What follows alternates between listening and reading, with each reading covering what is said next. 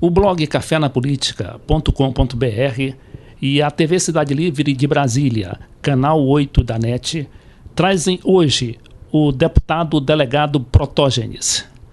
O deputado Protógenes, delegado Protógenes Queiroz, ele chega à Câmara como uma das grandes atrações, inclusive nacionais, pela sua atuação marcante que ele teve ao longo de sua vida, tanto como procurador e principalmente como delegado da Polícia Federal. E a sua profissão, quer dizer, o seu foco era sobretudo nos corruptos, né, deputado?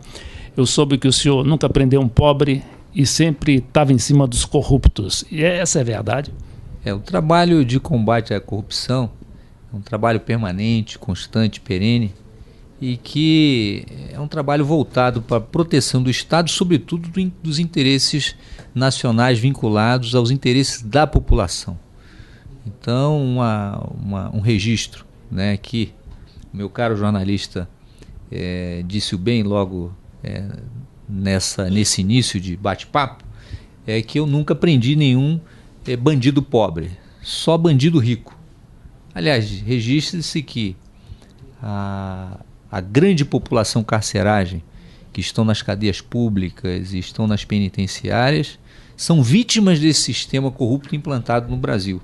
E eu, ao longo de 12 anos na Polícia Federal, tentei dar uma pequena contribuição nesse sentido, e por conta desse trabalho, a população, quando enxergou que o nosso trabalho dentro da Polícia Federal de combate à corrupção iria se encerrar, a população entendeu que esse trabalho deveria continuar no nível político, que no nível técnico o próprio sistema que eu combati tentou me banir da vida pública. E a população deu a resposta me elegendo deputado federal pelo Estado de São Paulo, pelo PCdoB, a fim de dar continuidade a esse combate à corrupção. E na Câmara eu já, logo nos primeiros dias, fui muito bem recebido pelos meus colegas deputados federais antigos, os mais novos também.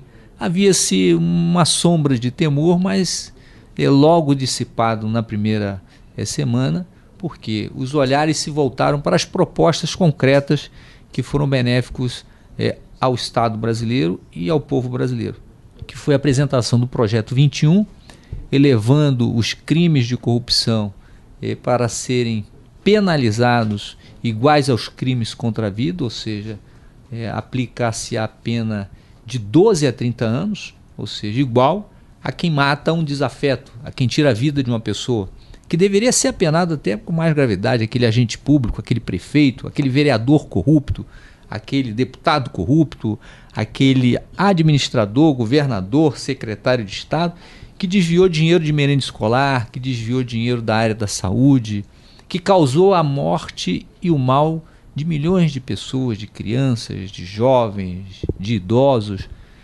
A diferença entre esse administrador corrupto, que desvia dinheiro de primeira necessidade de criança, né, como no caso de merenda escolar, é até mais grave daquele que tira a vida de uma só pessoa.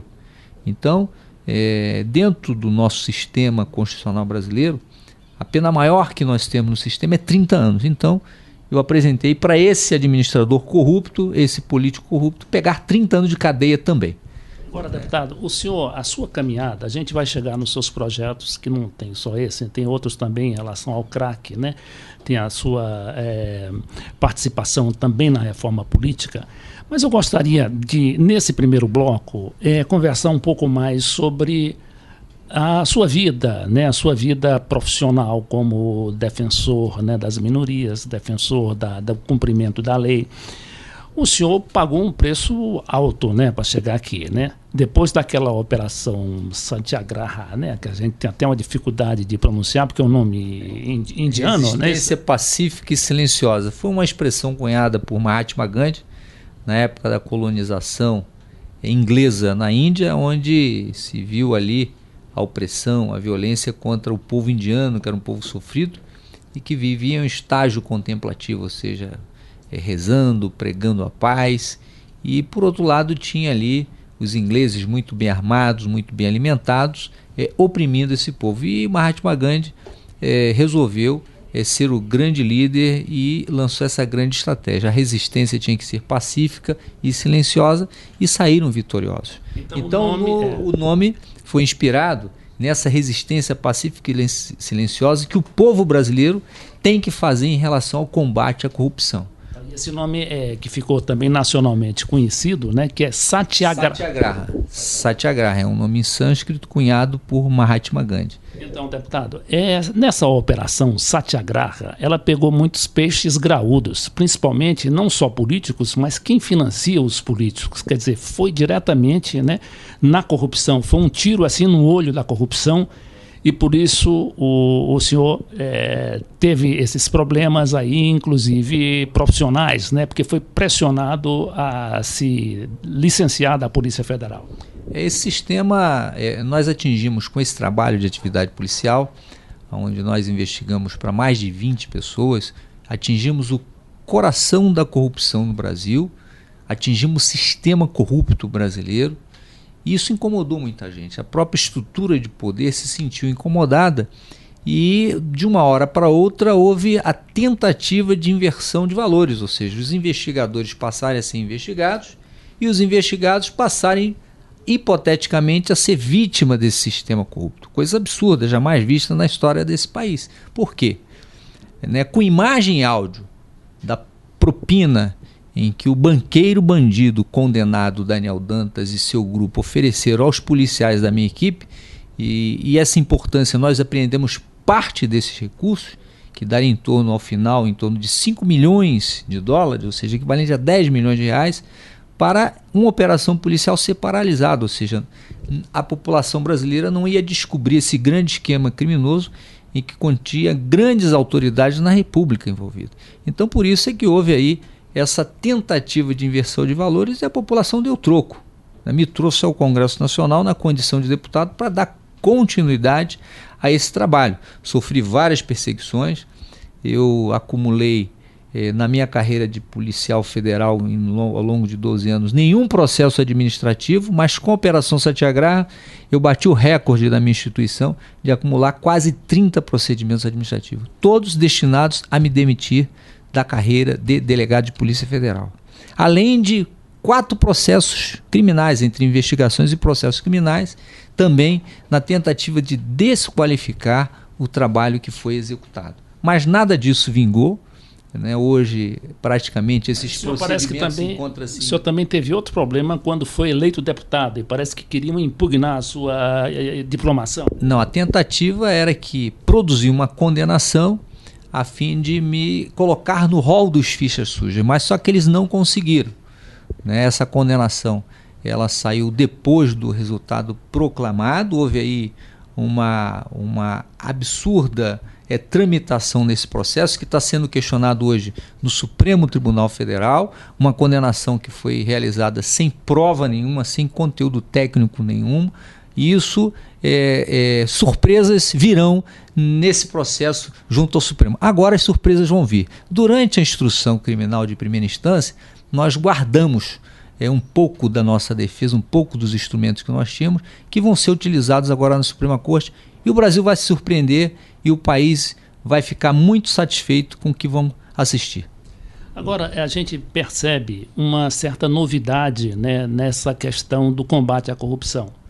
Porque a gente vê que os jornais todo dia trazem, né, casos de corrupção. É político corrupto, é político caçado.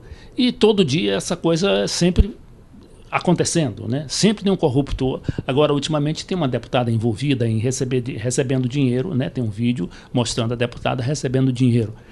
Eu pergunto assim ao senhor, essa operação Satyagraha que o senhor conduziu, ela realmente atingiu os empresários, né? Porque dizem que são os empresários, ou os banqueiros e tudo, quem corrompe os políticos. Porque os políticos, na verdade, eles são corrompidos, né? Eles não têm... Claro que existem políticos corruptos, mas, na verdade, o dinheiro, o sistema, o aparato que leva, ou que aprofunda, ou que que propicia a corrupção é o capital financeiro, ou não?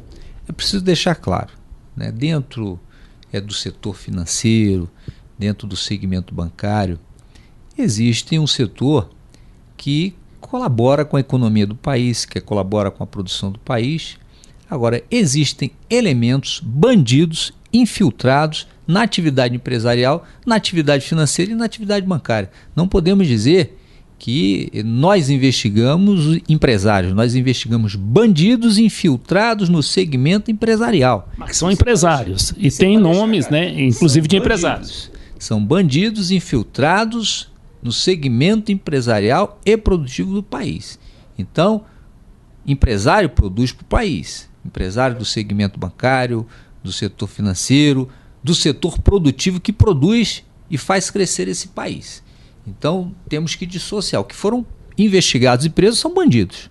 E como bandidos foram condenados a 10 anos de prisão, a 12 milhões de reais de multa e ao bloqueio aproximado de 3 bilhões de dólares na primeira fase da Operação Satyagraha.